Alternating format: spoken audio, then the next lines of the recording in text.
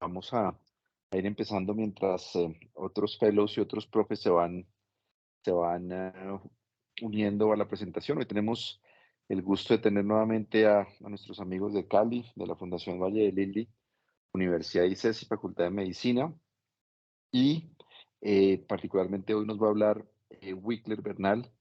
El doctor Bernal es fellow de cardiología de esta institución y nos va a hablar, como dice el título, de una historia de un tumor inusual.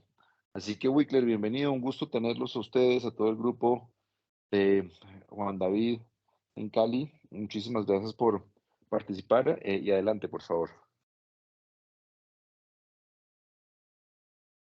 Bueno, profe, muchas gracias.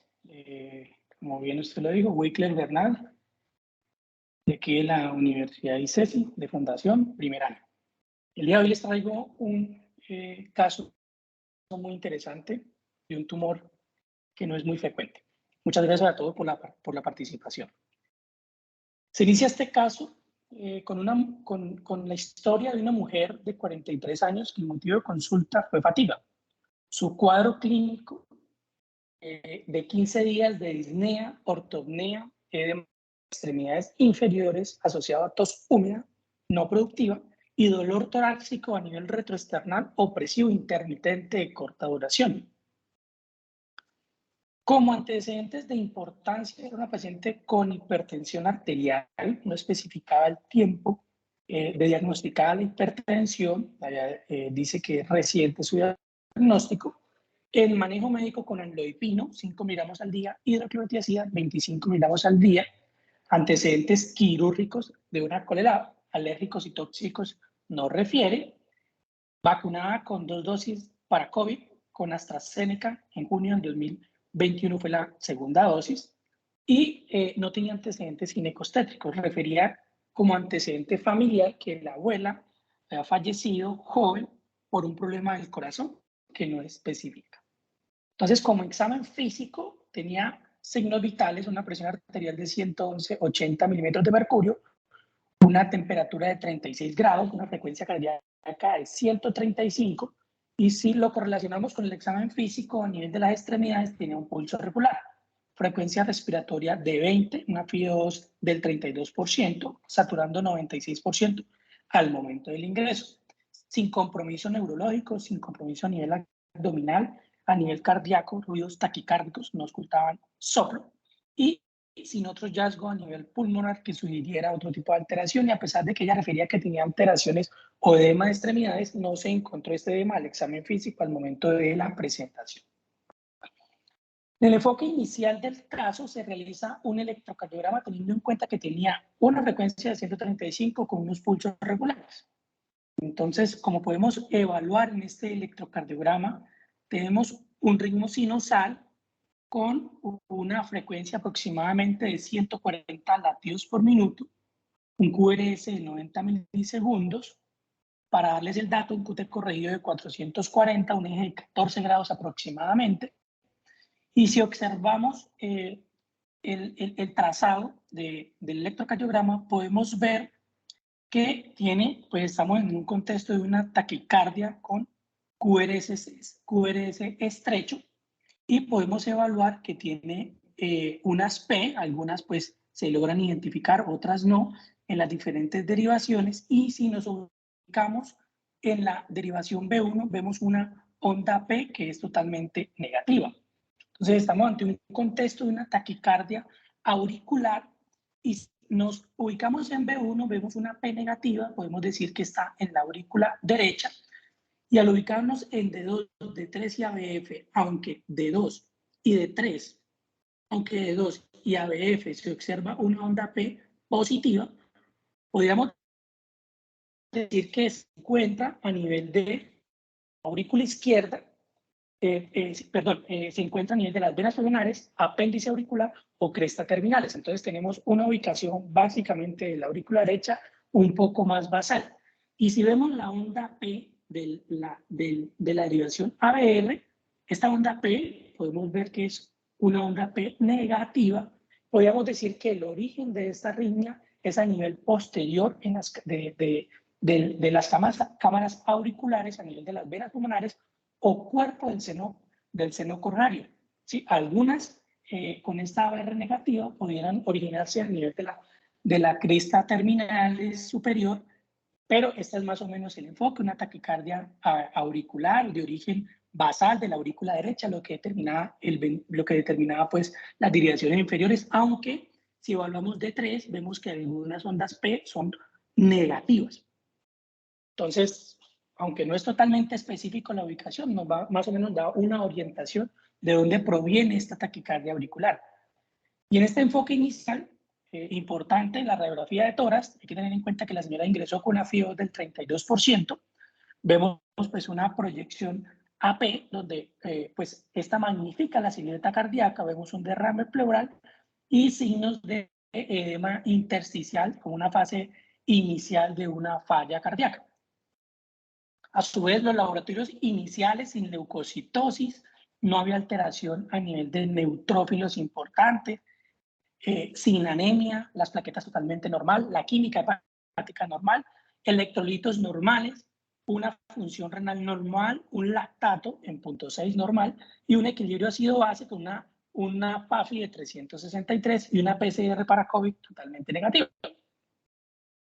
Entonces tenemos una paciente que tiene un contexto clínico de una insuficiencia cardíaca, 1, 2, tanto por hallazgos clínicos como por hallazgos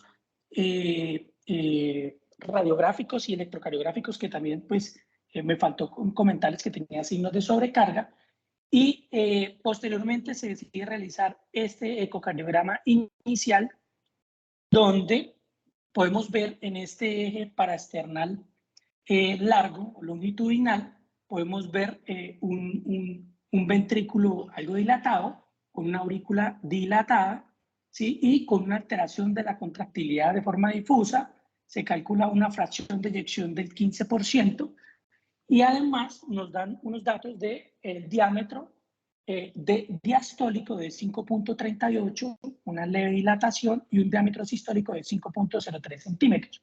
Entonces, obtenemos una leve dilatación del ventrículo, una dilatación de la aurícula, y además de esto, pues la alteración de la fracción de eyección que podíamos evidenciar en este ecocardiograma.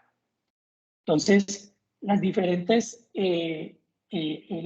imágenes en un Doppler donde se aprecia un jet de regurgitación de la válvula mitral, se considera una insuficiencia mitral leve a moderada, y algo que llamaba la atención en este ecocardiograma a nivel del ápice, a nivel del apéndice, a nivel auricular izquierdo, una lesión de más o menos 3 por 4 centímetros que no se podía diferenciar si estaba a nivel de la aurícula izquierda, auriculilla, perdón, o estaba a nivel del surco auriculoventricular. Podría decirse que se encuentra a nivel de la auriculilla, localizado a nivel de la auriculilla, este tipo de lesión. Entonces, pues no hay una claridad respecto a dónde está la ubicación. Entonces, tengo una paciente con una falla cardíaca, FEBI del 15%, una insuficiencia mitral y una lesión que se ubicaba a nivel de cavidades izquierdas, por así decirlo.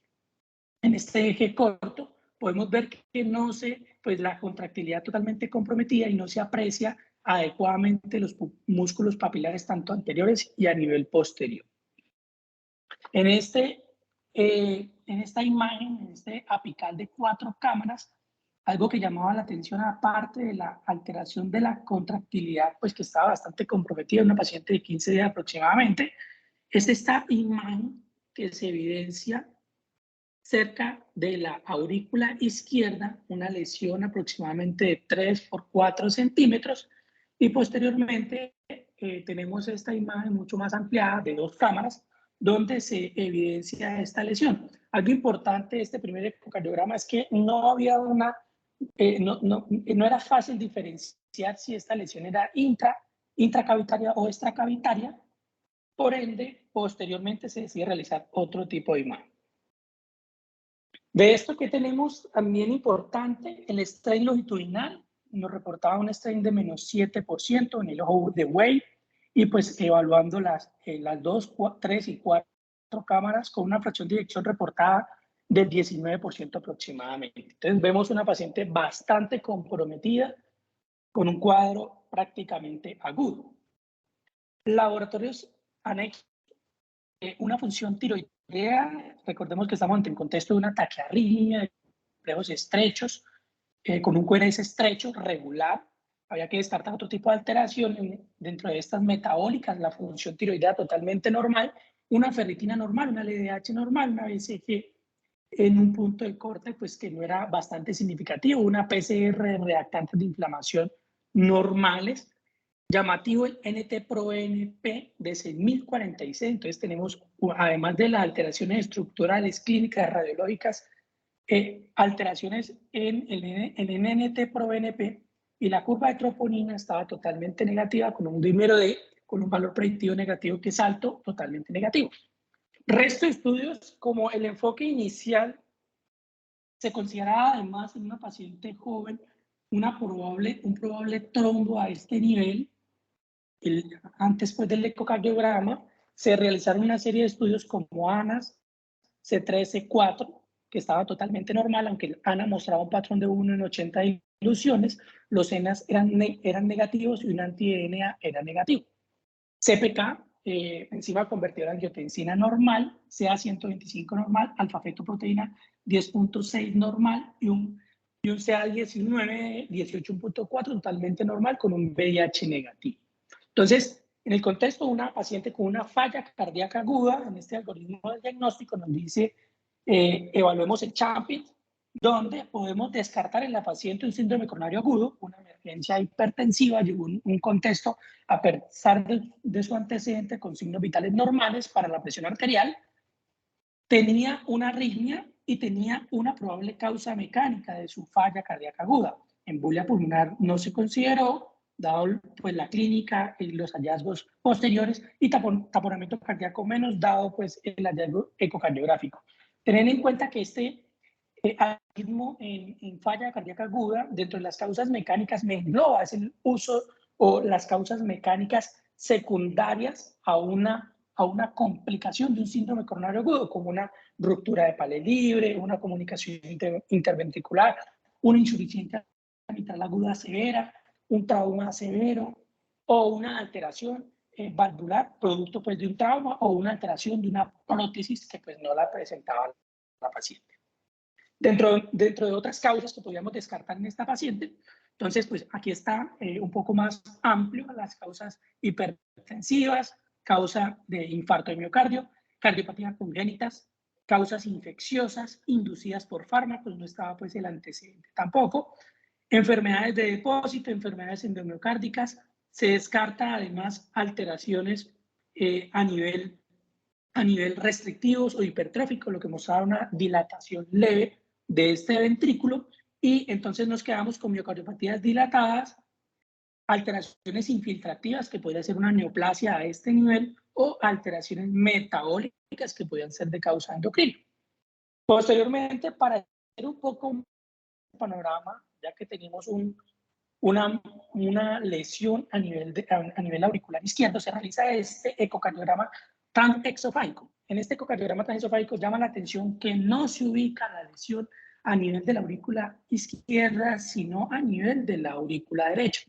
Entonces, como podemos ver, la lesión se observa a nivel casi de la aurícula, a nivel de la aurícula derecha, perdón, y cuando se trata de ver en estas imágenes posteriores, vemos que la masa se encuentra un poco diferenciada de este tabique, pero no había claridad si la masa se encontraba intracavitario o extracavitario. Miremos esta imagen posterior, cómo se observa la masa y hay una gran diferencia con la pared, ¿sí? Pero en esta imagen se observa que hay un compromiso a nivel de la pared, o sea, en este ecocardiograma se reporta que hay una masa, no se reporta la masa en la aurícula izquierda, sino que se reporta una masa en la aurícula derecha y se considera una resonancia para esclarecer el diagnóstico. Entonces vamos un poco al enfoque inicial de los tumores cardíacos.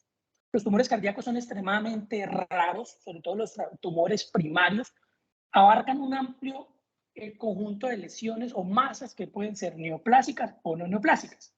En el 90% de los tumores primarios son benignos y su incidencia es de 1.380 por cada 100 millones de personas. Hay que aclarar que los tumores secundarios, o sea, que provienen de otro tipo de lesión, metástasis, son mucho más frecuentes que un tumor primario a nivel cardíaco.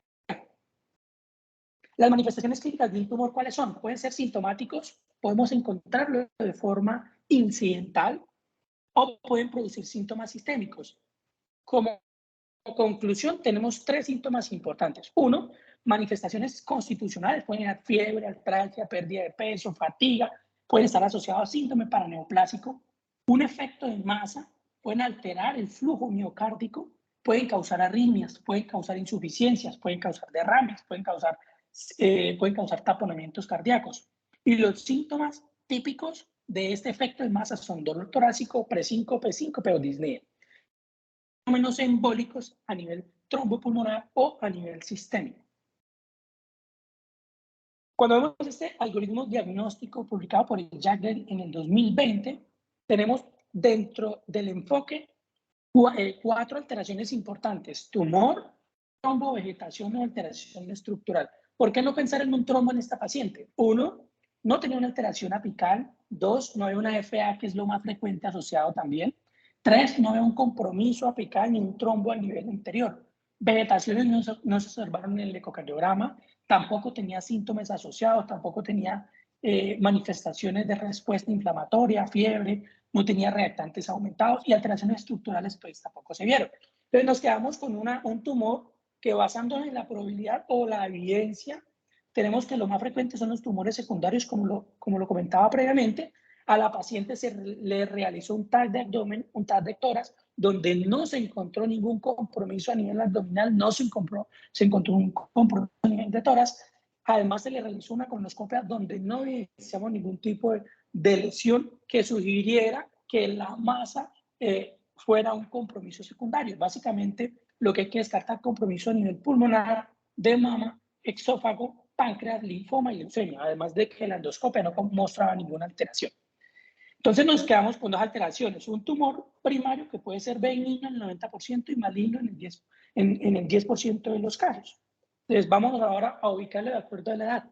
De acuerdo a la edad, pues tenemos una paciente adulta donde la mayor probabilidad del diagnóstico sería un mixoma en el 45% solamente por la edad, lipoma en un 20%, un fibroblastoma papilar en un 15% y otros tumores incluyendo angioma o hemangioma en un 20% de los casos. Ahora bien, evaluemos la localización. Tenemos que el primer ecocardiograma nos decía, bueno, puede estar a nivel de la aurícula izquierda. Ahí tenemos trombos, metástasis, mixoma, linfoma o un sarcoma, y el ecocardiograma transexofágico nos lo ubicaba a nivel del atrio derecho, donde podemos tener trombos, mixoma, linfoma, sarcoma, metástasis o un linfoma. Entonces, hasta el momento no tenemos claridad de cuál es el tipo de tumor ni la localización exacta. Miremos la relación que tiene el tumor con el tipo de arritmia que teníamos en el enfoque inicial. Entonces, ¿puede haber alguna relación de la arritmia con los tumores? Sí. Entonces, los tumores generan una invasión tumoral que produce anomalías en el sistema de conducción. Puede causar arritmias supraventriculares, ventriculares e inclusive puede causar la muerte súbita. Tenemos otro tipo de arritmias secundarias como ectopias auriculares, taquicardias auriculares, un flúter, una FA, un Wolff-Parkinson-White, una ectopia ventricular, bloqueos auriculoventriculares o puede causar inclusive la muerte. Y de acuerdo a la localización y de acuerdo al tipo de tumor podemos tener diferentes tipos de arritmia. Entonces aquí, como podemos ver, según la ubicación, si está en atrio u ocasionalmente en los ventrículos, más frecuente los mixomas causando arritmias auriculares, ventriculares, torcida de puntas. Si está en el tabique interauricular, más frecuente una hipertrofia lipomatosa del tabique interauricular causando arritmias auriculares, disfunción del nodo, bloqueo auriculoventricular, entre otros lipoma, linfoma y tumores secundarios que se pueden ubicar a nivel del ventrículo izquierdo, aurícula derecha, u otros como cualquier ubicación, como son los tumores secundarios que provienen pues de otro tipo de localización anatómica. Entonces, la importancia pues de la correlación a nivel de los tumores con el tipo de arritmia que se pueda presentar. Dado que no había una claridad en la localización, se realiza posteriormente una resonancia magnética cardíaca donde en esta imagen, en este eje largo de 2 cámaras, en la fase temprana del gadolinio, del paso pues, del contraste del gadolinio, podemos ver una masa que tiene similar realce que el miocardio. Entonces, en esta imagen, pues podemos ver que la masa y el tejido miocárdico tiene un similar realce. ¿Y esto qué quiere decir? Que es una masa muy vascularizada, dado que pues tiene un tejido muy similar en cuanto pues al realce temprano. Y es importante además de que los trombos en un realce temprano también se puede identificar en este tipo de secuencia a nivel de la resonancia cardíaca. Entonces se identifica una masa sólida con una morfología ovalada, unos bordes pues bien definidos, y la ubicación es a nivel del surco atrioventricular, y podemos decir que se encuentra a nivel del seno coronario venoso. Actualmente pues no hay como una identificación clara en esta imagen. Posteriormente, en esta imagen, que es un realce más tardío del gadolinio, en este eje corto transversal, el corte pues está más o menos a este nivel, en este eje corto transversal de la imagen, podemos ver cómo hay áreas de vascularización que persisten en la fase tardía del contraste. Entonces aquí podemos ver cómo pues hay una zona de realce a nivel pues de la masa, y básicamente persisten estas imágenes a nivel de este eje largo de 2 cámaras, las imágenes a nivel del realce tardío, a nivel de la masa, y pues no hay otro tipo de realce a nivel biocárdico. Es importante en esta imagen pues los hallazgos ecocardiográficos, además de que es una masa bien delimitada, sin ningún tipo de infiltración a un tejido pues anexo. En este mapa de T1 nativo, de este eje corto, podemos ver que los valores de T1 del miocardio, una media de 1070, levemente por encima del corte que estaba para 1045, podía tratarse de un edema miocárdico, ¿sí? Un compromiso, básicamente un compromiso a nivel pues, intersticial, y este es básicamente como el hallazgo del mapa o del T1 nativo. La conclusión de esta resonancia cardíaca son hallazgos compatibles con cardiomiopatía dilatada, con marcada disfunción sistólica izquierda, una fracción de eyección aproximadamente del 21%.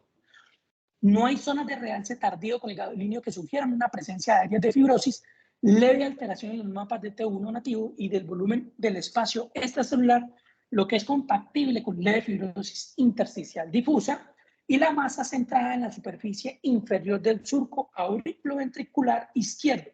Por sus características de imagen, pues podría sugerir un mixoma localizado a nivel del seno como primera opción, aunque pues había un gran diferencial, que es una masa bastante vascularizada.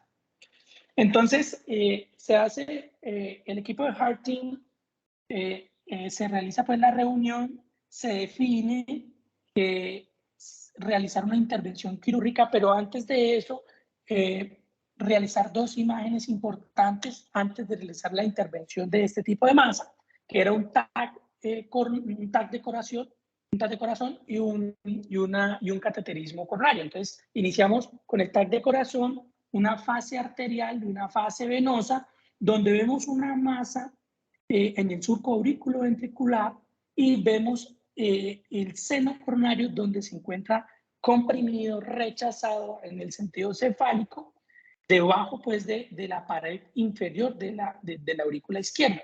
Entonces, como podemos ver, es una masa bastante vascularizada.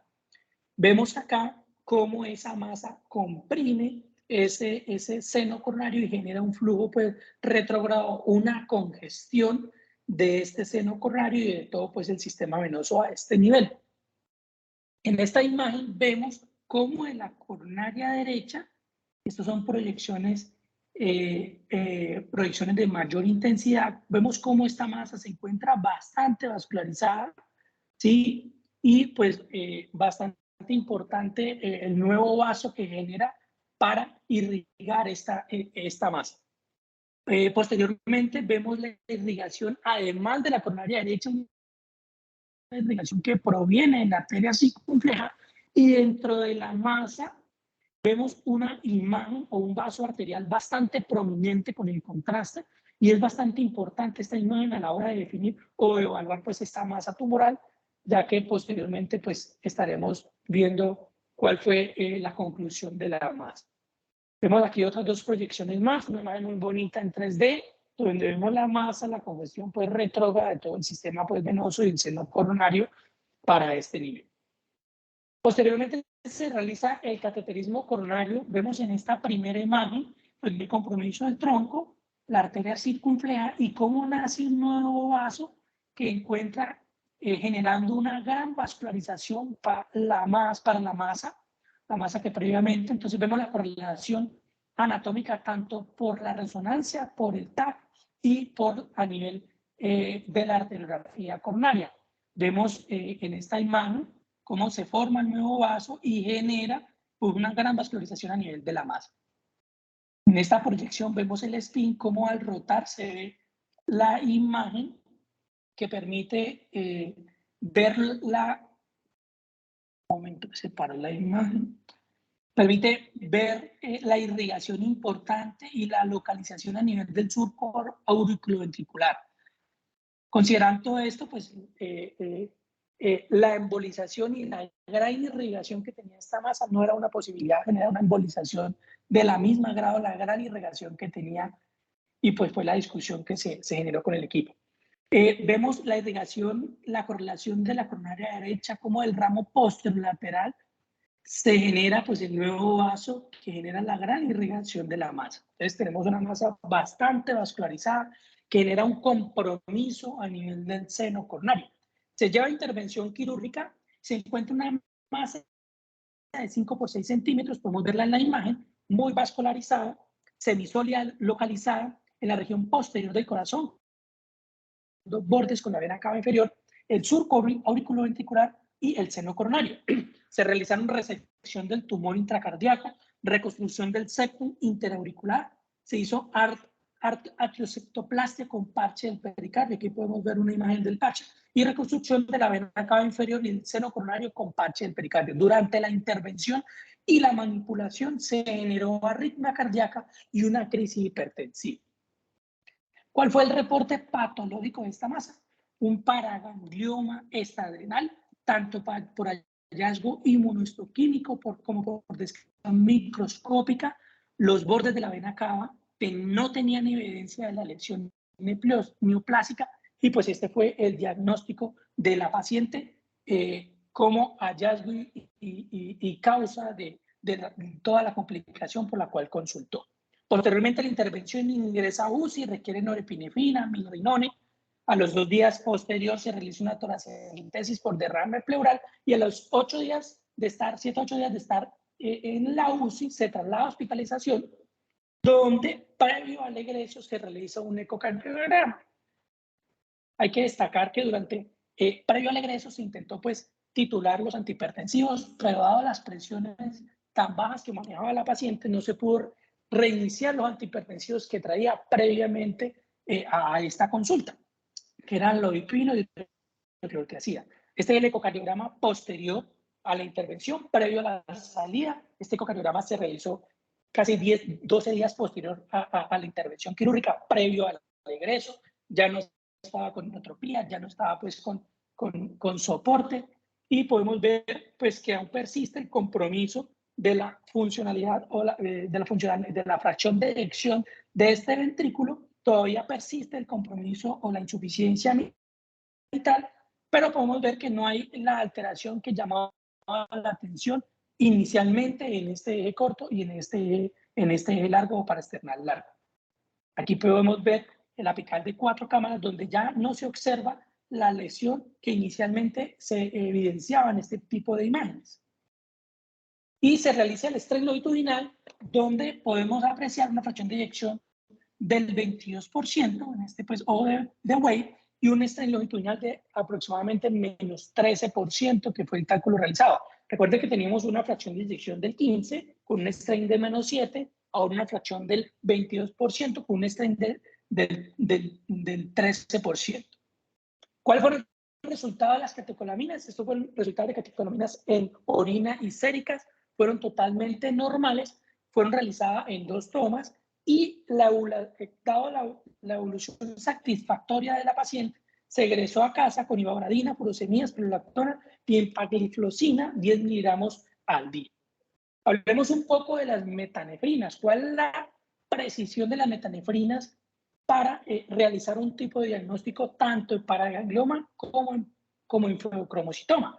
Si podemos ver las metanefrinas y las normetanefrinas, la sensibilidad del 97 y 94%, 61% la sensibilidad para las metanefrinas y la especificidad del 96%, las normetanefrinas es del 91 y 97%, el área va en la curva previamente descrito, pero algo de recalcar, ya que esta paciente presentó pues resultados normales, ese tumores pequeños que liberen catecolaminas en cantidad, pueden liberar en cantidades que a veces son difíciles de detectar y pueden requerirse o pueden detectarse simplemente durante las crisis. Y hay que tener en cuenta que los paragangliomas pueden ser secretores o pueden ser no secretores.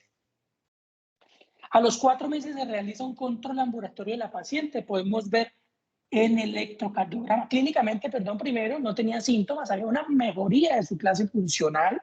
1, 2, no presentaba disnea, otomía ni edema. Y 3, el Holter que se realizó para este control mostraba un electrocardiograma donde ya no evidenciamos la arritmia que inicialmente se presentó en el enfoque inicial. ¿Cuál fue el ecocardiograma a los 4 meses? Estamos hablando del caso, la paciente se intervino a mediados de enero y para abril, que fue el control posterior, tenemos una fracción de eyección reportada entre el 60 y 65%. Miremos como una contractilidad mejor de este ventrículo y vemos como el diámetro diastólico de 4.7 y el diámetro sistólico es de 3.3 centímetros. O sea, la dilatación que tenía, una mejoría de la misma. ¿Y qué pasó a su vez con la insuficiencia mitral? Podemos ver cómo corrigió la insuficiencia mitral que observábamos inicialmente en el ecocardiograma pues, de inicio. En este strain longitudinal podemos ver la fracción de eyección del 56% con un strain longitudinal de menos 20%. Una mejoría bastante importante posterior al manejo e intervención quirúrgica que se realizó tanto por el equipo. Entonces, importancia de las imágenes diagnósticas, bastante, sumado al cuadro clínico, sumado a la sospecha diagnóstica, sumado pues al contexto clínico de la paciente, nos ayudan a identificar las masas, nos ayuda a evidenciar la morfología, nos ayuda a identificar, a hacer un diagnóstico diferencial, ubicar la masa si es intra o extracavitaria, mirar si hay alteración de tejido adyacente, lo que realizó la resonancia cardíaca, además de realizar el tipo de masa, si era similar o no al tejido miocárdico, y la tomografía, además de ayudarnos a ubicar la masa, nos permite una intervención quirúrgica y permite además evaluar pues los vasos a nivel coronario. Imagen que se resalta, pues que según el tipo de realce por gadolíneo, podemos diferenciar si es un realce heterogéneo o homogéneo y asimismo diferenciar un angiosarcoma, un rhabdomyosarcoma, un linfoma o una metástasis de acuerdo al tipo de tumor, si es un tumor maligno o si es un tumor maligno. Un tumor maligno o si es un tumor benigno. Un poco de paragangliomas. Son tumores productores de catecolaminas. Si el origen es en las células cromafines de la médula suprarrenal, es un tumor intraadrenal, son los llamados feocromocitomas. Y si es en las células cromafines extraadrenales a nivel del sistema simpático y parasimpático, son conocidos como paragangliomas y pueden ser secretores o no pueden ser secretores. La localización depende del de donde se encuentra el paraganglio, pueden ser amiloides, pulmonar, cardíaco, hepático, adrenal, perirrenal, mesentérico. Y si la ubicación es a nivel cardíaco, lo más frecuente es a nivel de la aurícula izquierda, 55%, tabique interauricular, 16%, y en la superficie anterior del corazón, un 10%. En esta publicación de México para el 2011, se realizan 105 casos con una correlación patológica y el sitio de mayor localización a nivel del cuerpo carotídeo de los paragangliomas. Y en cuanto a epidemiología, las edades más frecuentemente afectadas son entre los 30 y 60 años. Nuestra paciente de 40 años aproximadamente, mujer. La incidencia es de 1.5 a 9 casos por millón de personas al año, muy inusual, poco frecuente. Y el 2% va a corresponder a un paraganglioma de localización a nivel cardíaco. 10% de los tumores son productores de catecolaminas. Dentro del 10% de los que son productores de catecolaminas son paragangliomas, y algo para anexar, que el 10% de estos tumores pueden hacer metástasis. La prevalencia de hipertensión alrededor es del 0.1%, 4% de los pacientes presentan una masa a nivel suprarrenal, como ya es incidental, y pueden ser esporádicos o asociados a otros síndromes endocrinos. Importante en la manifestación, cefalea, palpitación, falla cardíaca, ataques de pánico, hipertensión, pérdida de peso, disnea, angina por compresión de las cavidades cardíacas y de las arterias coronarias. Y algo importante de los paragangliomas es una complicación que puede causar una miocardiopatía dilatada, una complicación bastante importante en los mismos. Puede ser transitoria si se detecta a tiempo. Y la presentación clínica pues, es una insuficiencia cardíaca, edema pulmonar, un choque cardiogénico con disfunción difusa del ventrículo izquierdo, y puede presentarse con o sin hipertensión arterial. Otras complicaciones como miocarditis, un síndrome coronario, crisis hipertensiva o un tromboembolismo. Cuando uno revisa respecto a las publicaciones de un paraganglioma a nivel cardíaco, la mayoría son reportes. Aquí podemos ver publicaciones del 2001, 2015, 2017 y una publicación del 2021, donde pues habla de estos tumores a nivel cardíaco, la localización a nivel cardíaco, y pues no es muy frecuente este tipo de tumores. En esta publicación del presente año se recopilaron aproximadamente 10 pacientes con paraganglioma cardíaco, y pues se observó cómo la mayoría pues eran hombres, 57.9%, 42% representaban a las mujeres. La localización más frecuente fue a nivel de la aurícula izquierda, y entre aurícula izquierda y aurícula derecha el 5.3%. La recurrencia del tumor se presenta en 15.8%, y la tasa de supervivencia con la intervención de manejo quirúrgico fue del 88.2, 71.8% la supervivencia cuando se hace una intervención. Diagnóstico, la importancia de las imágenes después de la sospecha clínica y el examen físico, y el tratamiento, la resección quirúrgica completa, el control de la presión arterial, el bloqueo alfa y beta adrenérgico a la intervención.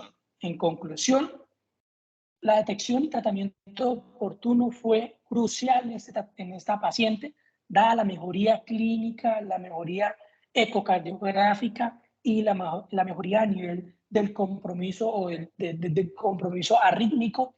Y como les comenté inicialmente, podíamos ver que por electrocardiograma podíamos localizar el foco de arritmia a nivel de la aurícula derecha, pero no era algo específico, porque también podría haber un compromiso a nivel del seno coronario, lo que se evidenció tanto por las imágenes posteriores y por el cateterismo que se realizó.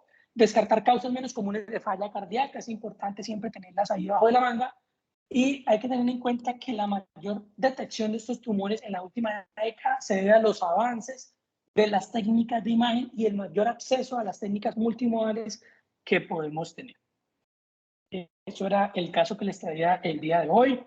No sé si tengan alguna pregunta, alguna duda. No, felicitaciones, Whitner, a usted y al grupo de Valle de Lili, un caso bien, bien complejo y pues con un muy buen resultado. No sé si haya preguntas de alguien en el auditorio, si pueden levantar la mano o simplemente hacerlas.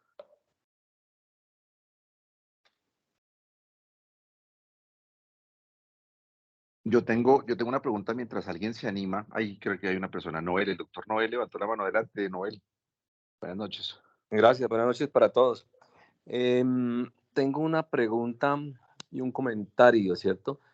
El comentario es, no escuché al doctor Wickler decirlo, pero con ese análisis de las imágenes, la paciente se llevó a cirugía con un diagnóstico ya establecido de un tumor neuroendocrino, ¿sí? Con una posibilidad de estas. Entonces, con el tipo de imágenes, esa fue la sugerencia de los radiólogos para el diagnóstico antes de la paciente ser llevada a cirugía. Y yo tengo una duda, es con respecto a cuál es la causa de la disfunción sistólica tan severa de la paciente.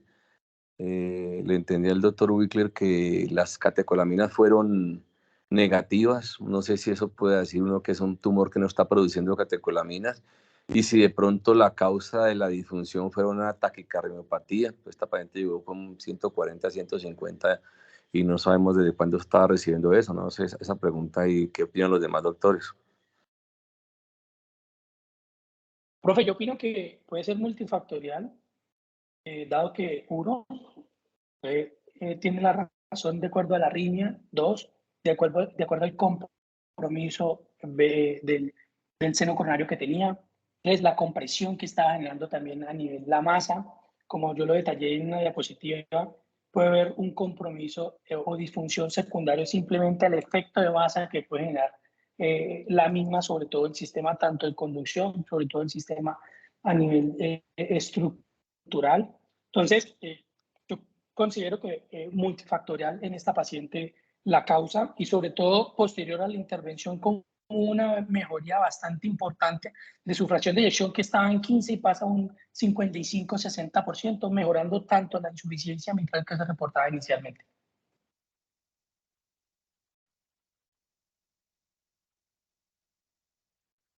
No sé si alguien, otros Profe Juan doctores, tenga David, algún profe Juan comentario, David, no sé, al profe Juan respecto. David tiene la mano levantada. Un saludo, Wickler, felicitaciones, un saludo al doctor Noel y a todos los colegas que nos están viendo.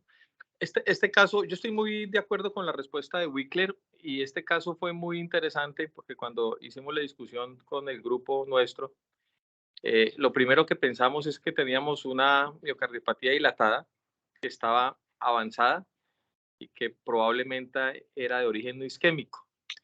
Cuando fuimos a ver, estoy muy de acuerdo con el doctor Noel, esta paciente siempre estuvo con una taquicardia atrial, con una taquicardia sinusal, y en algún momento creo que nos hizo como un flúter auricular, Wickler. A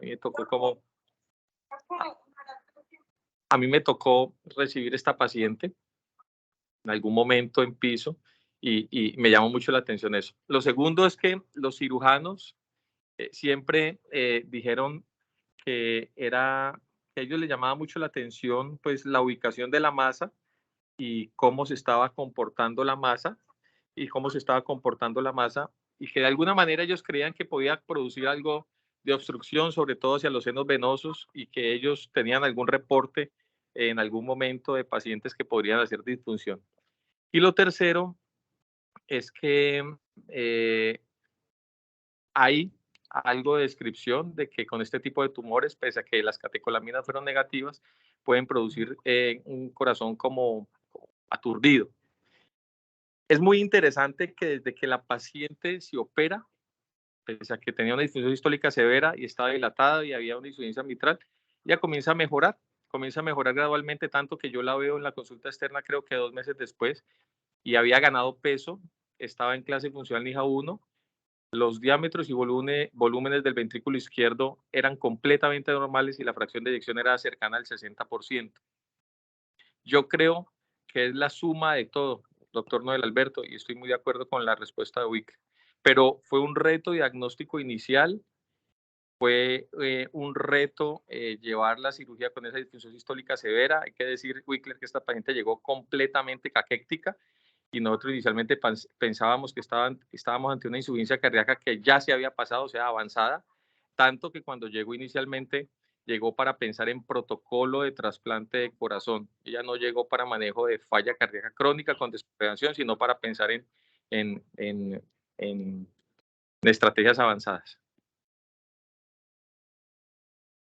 Profe Noel, y algo pues que yo dejé para el final, que no lo quise decir durante la charla, fue esta lesión o este vaso prominente a nivel intralesional que sugería bastante lo que era el paraganglioma. El apoyo pues del doctor Mejía en todas las imágenes fue bastante crucial. Y pues básicamente lo de último, porque pues si lo decía durante la charla, pues no iba a dar como la sorpresa del caso así importante. Wickler, ahí está el doctor Mejía, creo, presente. Sí, señor. El profe Mejía está por acá apoyándonos también. Sí, muchas gracias por la invitación, Héctor. Muy buenas noches a todos, a Juan David, a Noel. La secuencia de eventos desde el punto de vista nuestro de imágenes comenzó con la resonancia, fue una resonancia difícil porque tenía esa frecuencia cardíaca tan alta, por lo tanto la calidad de la imagen no fue la más óptima de las imágenes de cine. Hicimos todo el protocolo de masas, incluyendo perfusión de primer paso, me llamó la atención que sí tenía esa alteración del mapa de T1, no hice mapa de T2 porque no veía en ese momento una indicación de que fuese un cuadro inflamatorio agudo o un síndrome coronario agudo, pero retrospectivamente pienso que es un error, debí haberlo hecho. Y después Juan David me llamó diciendo, bueno, pero ¿puedes hablar algo sobre el seno coronario? Y le dije, no, es imposible por la resolución espacial debido a la limitante que había de la calidad de la imagen. Yo creo que el angiotac de corazón es el que nos puede ayudar.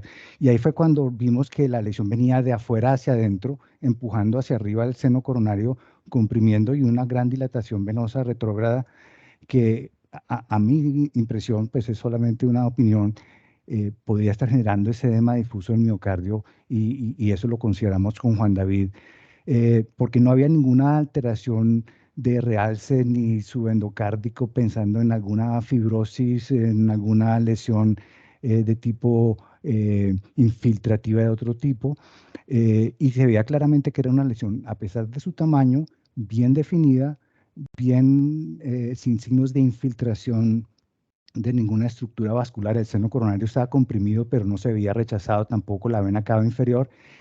Y ese patrón tan vascularizado con vasos grandes hasta adentro es lo que uno suele ver en los paragangliomas extracardíacos, sobre todo los del glomus carotidio. Me acuerdo mucho cuando trabajaba en Bogotá, por la altura se ve muy frecuentemente esos glomus y esa es la forma como los vemos. Creo que el hecho de que fuera tan grande y no estuviera infiltrando estructuras me hizo pensar que fuera más una lesión de tipo benigno que no una metástasis que, como muy bien lo dijiste, es lo más frecuente que uno debe pensar. Y ese fue como el orden de ideas y tratamos de mostrar con el TAC la suplencia vascular y tratar de demostrarle al cirujano su localización y el grado de invasión de estructuras que era realmente ausente desde nuestro punto de vista. Pero quedo atento a cualquier pregunta de alguien en relación a las imágenes. Un caso muy interesante y felicitaciones, Wickler. Gracias, Profe, gracias a usted Mauricio. por el apoyo. Pedro Abad, a Pedro, adelante.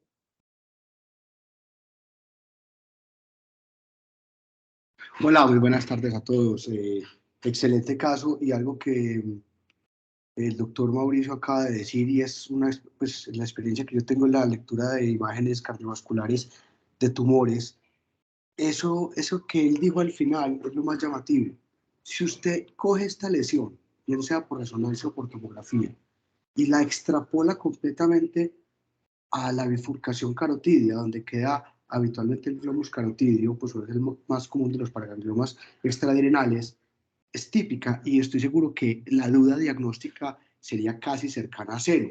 El problema es que en el corazón es bastante infrecuente y son contados con los dedos de una mano los casos que cada uno de nosotros tenemos, pero esa es como el truco diagnóstico que yo utilizo. Yo cojo esta lesión, la extrapolo y la pusiera en la bifurcación carotidia y es típico, tanto en resonancia, con las secuencias que nos mostraron ahora del primer paso y de realce tardío, como en la tomografía donde se ve la alta vascularización y entiendo pues al fellow de no dar el diagnóstico desde el principio, obviamente por mantener la atención y como el misterio hasta el final. Pero es bastante interesante eso, sacar esta lesión del contexto cardíaco, porque uno está pensando en trombos, en mixomas, en lesiones malignas, de metástasis y todo, y se le olvida a uno pensar en esta lesión. Pero como les dije, si uno la tuviera en la bifurcación carotidia, casi que sin diferenciar la lee. Eso es como el comentario acerca de lo que yo hago cuando tengo este tipo de lesiones. Y lo segundo, aunque yo entiendo cuando un heart team hace múltiples imágenes para estar completamente satisfecho desde el punto de vista de diagnóstico, yo pienso, porque soy muy contradictor a veces de las cateterismos, con la resolución que tuvieron de la tomografía, ¿para qué mandaron el cateterismo? Sería como la pregunta que dejo al aire por si alguien me quiere contestar, y muchas gracias.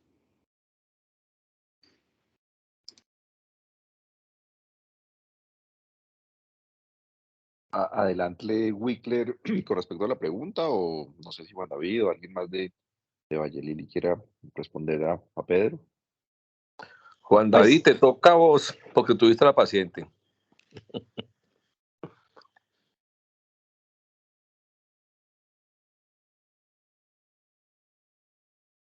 La mute, Juan David.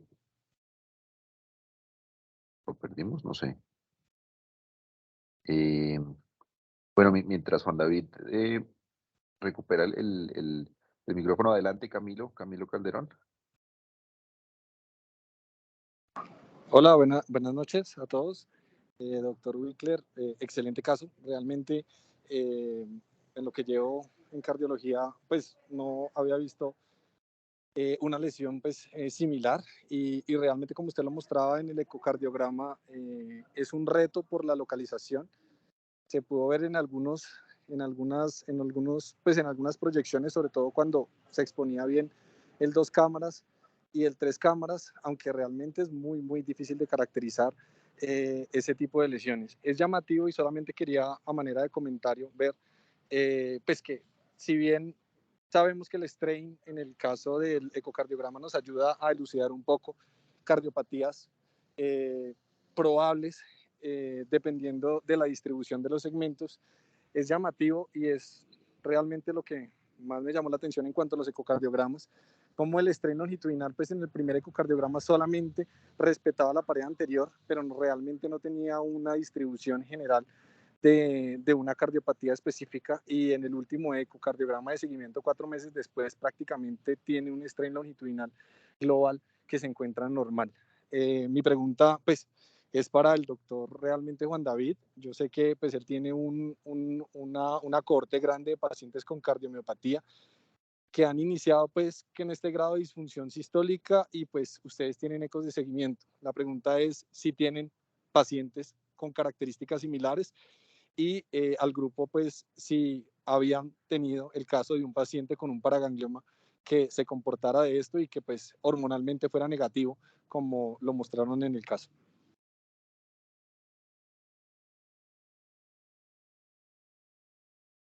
Creo, Camilo, que Juan David ya no está, no lo veo en la llamada. Pero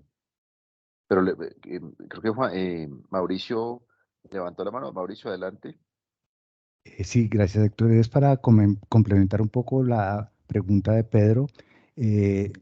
Yo también creo que la resolución espacial de la suplencia vascular era bastante buena, pero obviamente la falta de experiencia quizás los hizo quedar más tranquilos haciendo el angio.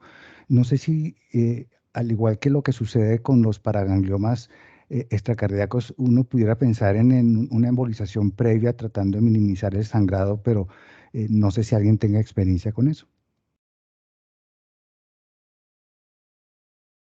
Profe, en la literatura habla de resección quirúrgica por la vascularización tan importante que manejan este tipo de tumores.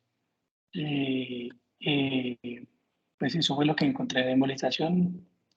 No se habla al respecto, dado pues el compromiso vascular que tiene.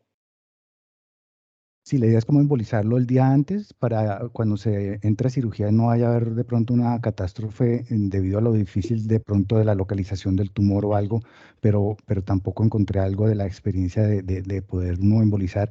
Él tenía una arteria que salía exclusivamente de la circunfleja al tumor, o sea que el acceso, digamos, de del intervencionista pudiera ser más fácil, pero sí creo que es una posibilidad que uno pudiera tener según la localización del tumor para una cirugía un poco más segura en términos de sangrado. Doctor Mauricio, qué pena, yo me meto por acá porque esa experiencia la tuvimos aquí y definitivamente lo que se decidió era que era mucho más fácil controlar el sangrado en cirugía que en la embolización, con el riesgo de que algunas micropartículas embolizaran hacia el miocardio y se produjera un infarto. Eh, También creo que la falta de experiencia en ese campo nos deja muy abierta la discusión, porque realmente el número de casos que hay son muy poquitos y para un cardiólogo intervencionista embolizar una arteria coronaria con micropartículas para evitar el sangrado les da bastante, pues yo tampoco lo haría, me parece muy complejo. Y cuando nosotros tuvimos el caso acá, que tenemos un caso de estos hace unos años, se decidió hacer todo el control del sangrado intraoperatorio sin la embolización preoperatoria, pero en carotidas sí lo hacemos frecuentemente.